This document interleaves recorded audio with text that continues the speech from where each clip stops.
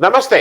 आज मेरे साथ अशोक कुमार पांडे साहब हैं। अशोक कुमार पांडे साहब को हम सब लोग एक बहुत ही चर्चित चेहरा, जो भारत की हिस्ट्री को अगर आपको समझना है और उस तरह से समझना है जैसे क्लासरूम में बैठ के हम लोगों को कोई समझा रहा है, उसका बौद्धिक को हटा दीजिए, हमारे और आपकी भाषा में समझाने का एक काम अशोक पांडे साहब कर रहे हैं। अच्छी बात यह है कि आप पढ़ते खूब हैं और फिर हमारी भाषा में हमको समझाने की कोशिश करते हैं। अशोक पांडे साहब, आपका स्वागत है इस कार्यक्रम में। आज एक बड़ा भारी मुद्दा ये हो गया है, जैसे मैं तो भाई हर शो में कहता हूं, मैं एक प्रैक्टिसिंग हिंदू हूं, रोज पूजा करता हूं, लेकिन मेरे हनुमान, मेरे राम, मेरे शिव, मेरे विष्णु, ये सब दूसरे हैं जो जो आज जिसका जो ठेकेदार बन गई है, जो भारतीय जनता पार्टी खास करके जिस तरह के भगवान की वो बात कर रही है, उससे फर्क हमारे भगवान है। मैं शुरू में थोड़ा आपसे एक चीज ये समझना चाहूंगा कि बजरंग बली और बजरंग दल, ये केवल नाम में एकता है, इसके अलावा तो इसमें न इनके कार्यों में तो 180 डिग्री बिल्कुल अलग अलग तरह के काम करते हैं। मतलब अगर कहीं कोई बजरंग बली से प्रभावित है तो वो तो ऐसे काम सोच भी नहीं सकता। ये जो एक कंट्रोवर्सी हो रही है, उस पर जरा मैं आपसे पूछना चाहूंगा अशोक। देखिए, चाहे वो जैश ए मोहम्मद हो, चाहे बजरंग दल हो, ईश्वर का नाम आप लेते हैं जब कोई आस्तिक लेता है, जब कोई धार्मिक व्यक्ति लेता है, तो वो श्रद्धा से लेता है। वो उससे अपने दुख दर्द कहता है, और बहुत अगर स्वार्थी होगा तो इतना कह देगा कि भाई ये दुख दर्द हर लीजिए। हनुमान चालीसा में इतना ही है, इससे ज्यादा कुछ नहीं है।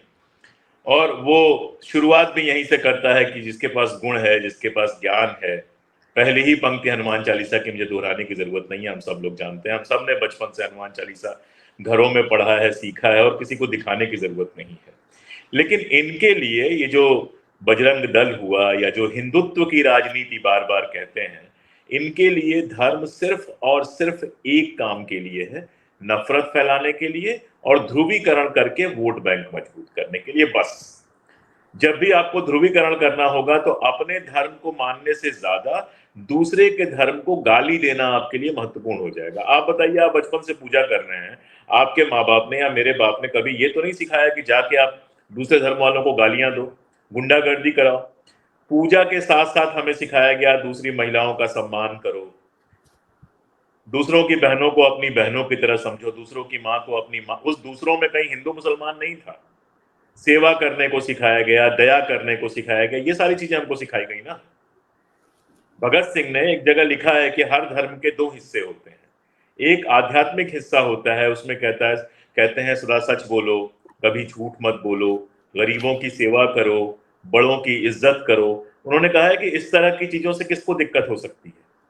दूसरा उन्होंने कहा है कि दूसरा उसका राजनीतिक हिस्सा होता है, जिसमें दूसरे धर्म से नफरत करो, धर्म के नाम पर लोगों को भड़काओ, दंगे करो।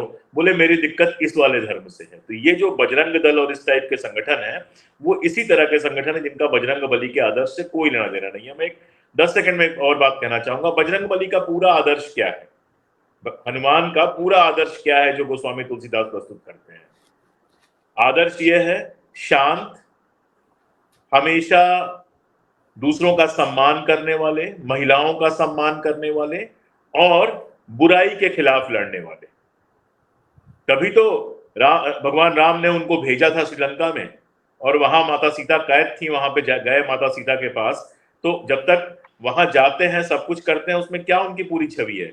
एक ऐसे व्यक्ति की छवि है जिसके ऊपर राम आंख मूंद कर भरोसा कर सकते थे कि मेरी पत्नी के पास ये संदेश लेकर जाएंगे। ऐसे पुरुष हैं हनुमान। और बजरंग दल की कल मैंने एक वीडियो बनाया भी था, और उसमें तमाम सारी चीजें दी थी। चिकमंगलुरु में अभी, जहां कर्नाटक में चुनाव हो रहे हैं, जहां ये मुद्दा उठाया गया है, जनवरी में बजरंग दल के एक कार्यकर्ता को पकड़ा गया जो एक 18 साल से कम उम्र की लड़की के साथ संबंध में था। उसको धोखा दिया, उसने आत्महत्या कर ली। और ऐसे सैकड़ों केस आपको मिल जाएंगे, एक आध की जरूरत नहीं, आप गूगल करेंगे सैकड़ों केस मिल जाएंगे।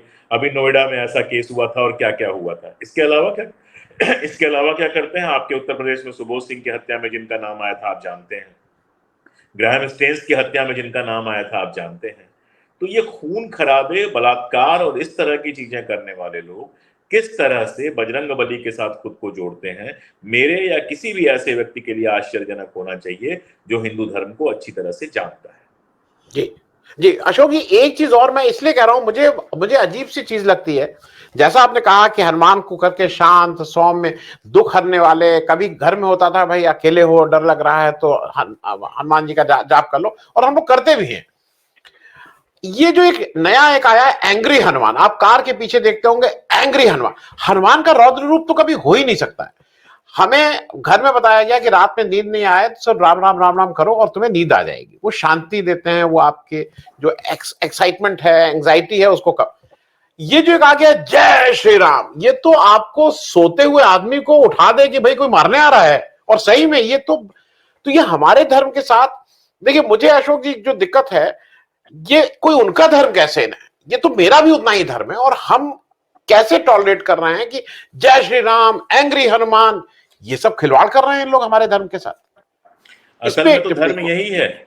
जो घरों में मंदिर होते थे, शायद ही कोई हमारी आपकी पीढ़ी का ऐसा हो जिसने ये ना देखा हो कि अम्मा बहुत परेशान हैं, बहुत दुखी हैं और जाके मंदिर में बैठ गई, रोने लगी, थोड़ी देर पूजा पाठ किया, भले उनको संस्कृत ना आती हो, भले उनको वेद पुराण सब ना आता हो, लेकिन देवता की एक मूर्ति के सामने, देवी की एक मूर्ति के सामने बैठ गई, थोड़ी देर तक आंसू गिराया, अपना दुखड़ा कहा और उसके बाद शांत मन से बाहर आ गई। या आपने भी देखा होगा, हमने भी देखा होगा, या पिता को देखा होगा कि दुनियावी परेशानियों से बहुत परेशान है, तो थोड़ी देर पूजा घर में बैठे और फिर शांत होकर बाहर निकल आए। तो यही तो ईश्वर थे, मंदिर शांति की ही जगह थी। क्या वजह थी कि वैष्णो देवी का मंदिर जो है उस पहाड़ पे बनाया गया है? क्या वजह थी कि जितने महत्वपूर्ण मंदिर आपको मिलेंगे, अब शहर ने भले घेर लिया हो, शहर के बाहर बनाए जाते थे? क्या वजह थी कि हमारे साधु जो थे वो साधना करने के लिए या तो पहाड़ों में जाते थे या जंगलों में जाते थे? क्योंकि धर्म जो था उसका एकमात्र उद्देश्य था आपको मानसिक और आत्मिक शांति प्रदान करना। जहां जाकर आप अपना दुख दर्द भूल जाते हैं, शांति पाते हैं, और सबसे बड़ी बात कि जिसकी संगत में आप बेहतर मनुष्य बनते हैं। जय श्री राम के नारा हमारे यहाँ क्या था? जय जय राम जी की जय राम, यही था जय ना। सिया राम, हम लोग सिया राम, सिया राम, जय सिया राम, जिसमें पत्नी और पति के साथ हम लेते थे, करहूं प्रणाम जोरी जुग पानी। तो ये जो हमारा पूरा का पूरा, जो हमारा हिंदू धर्म का पूरा एक संस्कृति रही है हमारी, वो संस्कृति तो शांति की रही है, प्रेम की रही है, सद्भाव की रही है। और धर्म हमारी आध्यात्मिक चिंताओं को और आध्यात्मिक परेशानियों को दूर करने वाली एक जगह रही है। यहाँ धर्म एक हथियार है, एक तलवार है। यहाँ जब आप जय श्री राम का नारा लगाते हैं तो बेसिकली आप हमले के उसमें हैं। हमारे यहाँ जब युद्ध हुआ करते थे तो हर हर महादेव का नारा लगता था, या जय भवानी का नारा छत्रपति शिवाजी लगाते थे, वो शत्रु के खिलाफ लगाते थे। तो ये जो पूरा का पूरा है, ये समाज में एक हिस्से को अपना शत्रु बनाने का है। और वो हिस्सा सिर्फ मुसलमान नहीं है, वो हिस्सा वो लोग भी हैं जो भारतीय जनता पार्टी या राष्ट्रीय स्वयंसेवक संघ की राजनीति से सहमत नहीं है। तो ये समाज को बिल्कुल दो हिस्सों में बांटने की और धर्म को एक हथियार की तरह, धर्म को एक औजार की तरह इस्तेमाल करने की बात है। एक मैं आखिरी बात आपसे कहूं इस संदर्भ में कि सावरकर ने लिखी है हिंदुत्व, वहीं से ये सब लोग हिंदुत्व हिंदुत्व करते हैं। सावरकर ने साफ साफ लिखा है कि हिंदुत्व मुझे इसलिए लिखना पड़ा क्योंकि हिंदुइज्म से मेरा काम नहीं चल रहा था। तो हिंदुत्व को धार्मिक विचारधारा न माना जाए, ये एक पॉलिटिकल विचारधारा है। तो इनका जो धर्म है वो मूलतः राजनैतिक विचारधारा है। ये वैसे ही है जैसे पॉलिटिकल इस्लाम है, जिसने जिहाद जैसे शब्द को, आप इस्लाम को पढ़ेंगे तो जिहाद कितना खूबसूरत शब्द है, लेकिन पॉलिटिकल इस्लाम के लोगों ने जिहाद को एक गाली बनाकर रख दिया। आज हम भी और आप जब जिहाद कहते हैं तो गाली की तरह इस्तेमाल करते हैं, जिहादी कहा जाता है। वैसे ही ये लोग जो इस्तेमाल कर रहे हैं उसमें हिंदू धर्म के प्रतीकों को गाली की तरह बनाकर इन्होंने रख दिया है। जी अशोक जी, एक थोड़ा सा ये मैं इसलिए आपसे समझने के लिए पूछ रहा हूं, जो हमारा संविधान है उसके अनुसार भाई स्टेट में रिलीजन नहीं है और स्टेट का काम रिलीजन में नहीं है। रिलीजन मेरे घर की चौखट पे खत्म हो जाता है और जब मैं बाहर निकलता हूं तो मैं नागरिक हूं। और शायद इसीलिए कहा जाता था कि जैसे भाजपा ने इसका इस्तेमाल किया, इसके वोट की बात की, और दूसरी पार्टियों के लिए कहा गया कि नहीं नहीं इसको बोलो मत, हिंदू नाराज हो जाएगा। पहली बार मैं देख रहा हूं कि एक ईमानदार कोशिश कांग्रेस ने कर्नाटक में साफ साफ की है कि पीएफआई को भी बैन करेंगे और बजरंग दल को भी बैन करेंगे। हो सकता है वोट का लॉस हो, लेकिन ये कहीं ना कहीं तो शुरुआत होनी थी। मैं इसको आप कैसे देखते हैं, क्योंकि ये कब तक आप नीचे ढके रहेंगे इसको कि नहीं इस पे बात नहीं करनी, क्योंकि वोट खराब हो जाएगा। कश्मीर के इतिहास से मैं आपको किस्सा एक बता रहा हूँ कि कश्मीर के एक मुख्यमंत्री ने इंदिरा गांधी जी से मांग की कि जमाते इस्लामी पर बैन लगा दिया जाए। तो इंदिरा गांधी ने कहा कि जमात इस्लामी पर तो मैं भी बैन लगाना चाहती हूं, लेकिन जमात इस्लामी पे बैन तभी लगाया जा सकता है जब आरएसएस पे भी बैन लगाया जाए, क्योंकि दोनों के काम करने के तरीके में कोई अंतर नहीं है। तो उन्होंने कहा ठीक है, दोनों पर बैन लगा दीजिए। तो इंदिरा जी ने कहा कि अभी जो देश का माहौल है उसमें आरएसएस पर बैन लगाना बड़ा मुश्किल काम है, इसलिए जमात इस्लामी पर भी हम बैन नहीं लगा पाएंगे। कांग्रेस ने बजरंग दल, इस बार जो आप बात कर रहे हैं, तो कांग्रेस ने बजरंग दल और पीएफआई दोनों पर बैन लगाने की बात की। इसका स्वागत इस रूप में होना चाहिए कि जो भी इस तरह के सांप्रदायिक संगठन हैं जो धर्म का उपयोग घृणा और नफरत फैलाने में कर रहे हैं, उन पर निश्चित रूप से बैन लगना चाहिए। देश को सांप्रदायिक राजनीति का अखाड़ा बनाने से बचाया जाना चाहिए। आपने संविधान की बात की, अगर मैं संवैधानिक शब्दों की जगह बड़ा आसान सा शब्द उपयोग कर लूं, तो हमारा संविधान सर्वधर्म समभाव पर आधारित है। बार बार लोग सवाल पूछते हैं कि मुसलमानों को पाकिस्तान मिल गया तो हिंदुओं को हिंदुस्तान क्यों नहीं मिला। वो ये भूल जाते हैं कि हिंदुस्तान ओरिजिनल है। जैसे मान लीजिए कि एक ओरिजिनल दुकान होती है, मान लीजिए कि आपकी एक ओरिजिनल घर है, आपका गांव में हम लोग का ओरिजिनल घर होता है, उसमें एक भाई कोई बहुत बदतमीजी कर रहा होता है, रोज शराब पी के आ रहा है, मारपीट कर रहा होता है और कहता है हमको अलगा बिलगी होना है। तो तीन भाइयों ने मिलकर फैसला किया कि जाओ भाई तुम अलगा बिलगी हो, उसको एक जमीन दे दिया, कुछ पैसे दे दिए कि जाओ अपना मकान बनाओ, वो रहो। असली जो हमारा घर है वो तो ओरिजिनल वही है जिसमें तीन भाई रह रहे हैं। तो आजादी की लड़ाई में जो सर्वधर्म समभाव का नारा गांधी जी ने दिया था, और जिस सर्वधर्म समभाव को, चाहे वो मौलाना आजाद हो, चाहे खान अब्दुल गफ्फार खान हो, चाहे जवाहरलाल नेहरू हो, चाहे सरदार पटेल हो, जो हमारी बहुसंख्या थी, उसने एक्सेप्ट किया था और हमारे पुरखों ने उनको वोट देकर ये कंफर्म किया था कि हम भी इसी के साथ खड़े हैं। उसमें यही था ना कि स्टेट सभी धर्मों के साथ समान व्यवहार करेगा। एक धर्म के रूप में, एक धार्मिक नागरिक के रूप में जो आप करना चाहते हैं करिए। आप मंदिर जाना चाहते हैं जाइए, आप अपने घर में पूजा करिए, आप टीका लगाइए, आप हाथ में कलावा बांधिए, कुछ भी कीजिए, हमें कोई समस्या नहीं है। लेकिन सरकार किसी धर्म के प्रति कोई पक्षधरता नहीं दिखाएगी। कानून के समक्ष सभी एक होंगे। जो नफरत फैलाएगा या जो भी कानूनन गलत काम करेगा उसको सजा मिलेगी। साधारण शब्दों में यही है ना। और यहाँ ये देखा जा रहा है कि हमारे प्रधानमंत्री महोदय जाकर नारा लगा रहे हैं कि बजरंग बली का नारा लगाओ और बीजेपी को बटन दबाओ। तो जब राजनीति का इस हद तक, और ये कोई इकलौता उदाहरण नहीं है, आप जानते हैं उत्तर प्रदेश में क्या हो रहा है, वो सब आप जानते हैं कि आपको अपराधी भी मुसलमान चाहिए, आपको सब कुछ जो है कुछ करना है वो एक धर्म के खिलाफ करना है। और सिर्फ धर्म के खिलाफ नहीं करना। सिंह साहब, मैं आपको एक बात बताऊं कि इसके आड़ में दलितों और आदिवासियों के सारे अधिकार धीरे धीरे छीने जा रहे हैं, नागरिकों के अब बताइए, इस पर कोई बात नहीं करता है कि 60 साल से अधिक उम्र के लोगों को रेलवे में कितनी सुविधा मिलती थी, सारी सुविधा छीन ली गई और लोग बैठ के व्हाट्सएप फॉरवर्ड करने में लगे हुए हैं। तो ये जो धर्म की राजनीति का पूरा नाटक है वो अदानी जैसे रईसों को फायदा पहुंचाने के लिए, दलितों, आदिवासियों, पिछड़ों, महिलाओं के अधिकारों को छीनने के लिए, बुजुर्गों को अशक्त करने के लिए, पेंशन जैसी चीज को खत्म करने के लिए, यानी हमारी सारी सुविधाएं छीनकर अडानी अंबानी की गोद में डाल देने के लिए हैं। इसीलिए सांप्रदायिकता से लड़ना आज इस देश को बचाने के लिए भी जरूरी है। और मैं वाकई इस बात के लिए बधाई देता हूं कांग्रेस को कि बोल्ड स्टेप लिया है। नुकसान होगा, फायदा होगा, मैं नहीं जानता। कर्नाटक में जो मित्र हैं वो बता रहे हैं कि इसका कोई खास असर नहीं पड़ने वाला, लेकिन क्या होगा हम देखेंगे। लेकिन जो भी हो, इस तरह का कदम किसी को तो उठाना था। कब तक आप कहेंगे कि नहीं हिंदू नाराज हो जाएंगे, मुसलमान नाराज हो जाएंगे।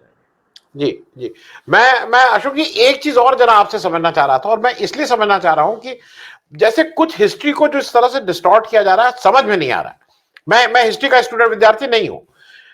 हम तीन ऐसे लोगों की बात करेंगे जिसको सुन के हम बड़े हुए और हमने उसको, महाराणा प्रताप, शिवाजी और टीपू सुल्तान। मैं तीनों नाम इसलिए ले रहा हूं, महाराणा प्रताप ने युद्ध हारा। महाराणा प्रताप ने कोई दिल्ली पे आके मुगलों को हरा के शासन नहीं स्थापित।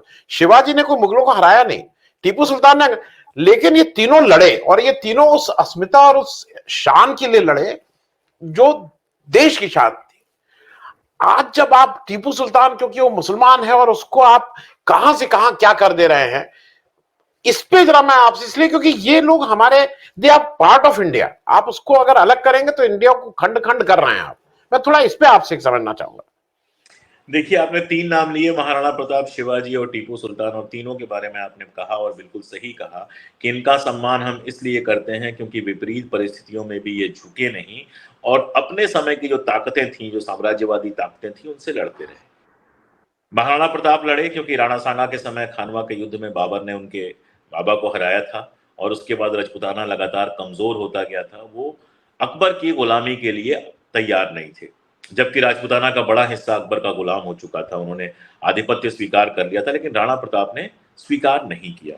हम लोग को बचपन में पढ़ाया गया कि घास की रोटी खाई, जंगल जंगल घूमे, लेकिन कभी भी उन्होंने हार नहीं मानी। और आप देखिए आनंदवर्धन जी कि 400 सालों से हम महाराणा प्रताप को महान मानते रहे। कोई ऐसा भारतीय नहीं होगा जिसके मन में इस बात को लेकर कोई संशय होगा कि महाराणा प्रताप एक महान वीर थे। और जो महाराणा प्रताप को प्रातः स्मरणीय नहीं मानता होगा, ऐसा कोई भारतीय कम से कम मुझे तो नहीं मिला। अगर मिला होगा तो वो भारतीय नहीं हो सकता, कुछ और हो, वो जाने वो।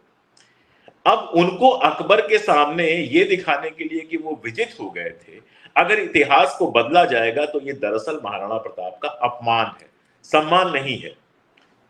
मुझे मेरे पिताजी से अधिक उम्र का बताया जाएगा तो ये मेरा भी अपमान है, मेरे पिताजी का भी अपमान है। इतिहास में जो होता है वो होता है। मान लीजिए कि मेरे खानदान में कोई चोर पैदा हुआ, मान लीजिए, तो अब मैं चूंकि ये पढ़ा लिखा आदमी हो गया हूं, एक प्रतिष्ठा हो गई है, तो मैं उस चोर को सिपाही बना दूं?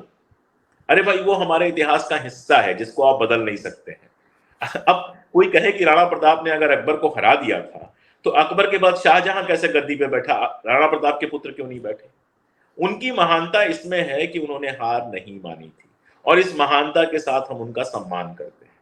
ऐसे ही टीपू सुल्तान वो व्यक्ति था जिसने अंग्रेजों के खिलाफ ऐसी गजब की लड़ाई लड़ी थी जो उस दौर में तो कम से कम कोई राजा महाराजा लड़ते हुए दिखाई नहीं देते। अब उसका मुसलमान होना आप प्रमुख बना देंगे और अंग्रेजों के खिलाफ उसकी लड़ाई को आप जो है हिंदू मुस्लिम में बदल देंगे, जो थी ही नहीं। तो ये साफ साफ आपका असल में इंफीरियरिटी कॉम्प्लेक्स बताता है, क्योंकि आप जिनको आदर्श बता रहे हैं उनमें से कोई अंग्रेजों के खिलाफ नहीं लड़ा। जो राजा महाराजा आरएसएस के साथ आज हैं, जिनके परिवार खानदान, माधवराव सिंधिया जी भी, अरे ज्योतिरादित्य सिंधिया जी बीच में कह रहे थे और जयराम रमेश से उनकी पूरी बहस हुई, वो आपने देखा।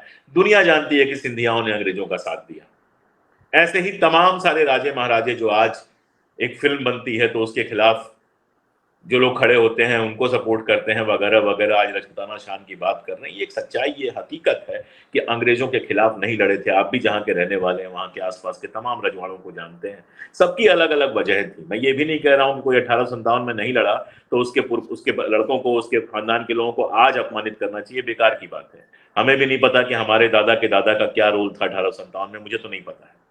तो आज जो जहाँ खड़ा है उसके हिसाब से मिलना चाहिए, और इसी तरह इतिहास में जो जहां उस समय खड़ा था उसके हिसाब से उसको सम्मान मिलना चाहिए। नहीं मिलेगा तो दो बातें होंगी। पहली बात तो ये कि हम जो इतिहास पढ़ा रहे हैं वो बच्चों के किसी काम का नहीं होगा। जब वो बाहर जाएंगे, बड़ी यूनिवर्सिटीज में जाएंगे, सच्चाई जानेंगे, तो इस इतिहास ज्ञान के साथ वो सिर्फ मूर्ख बनेंगे और कुछ नहीं। दूसरी बात ये कि किसी के छुपाने से कुछ नहीं छुपता है। 1000 किताबें आप लिखवा लेंगे तो 500 किताबें और पहले से लिखी हुई हैं जो किसी न किसी लाइब्रेरी में मिलेंगी, और जो सच जानना चाहता है वो जानेगा। आखिरी बात ये कि अगर इस तरह से आप हिंदू मुसलमान की नफरत भरते जाएंगे इतिहास से, तो एक बार इस नफरत ने बंटवारा कराया था, आगे क्या क्या होगा इसकी कल्पना कोई नहीं कर सकता, क्योंकि आप भी जानते हैं कि कोई भी सत्ता अनंत काल तक नहीं रहती। जी जी अशोक जी, मैं अपनी बात एक इससे जोड़ दूं।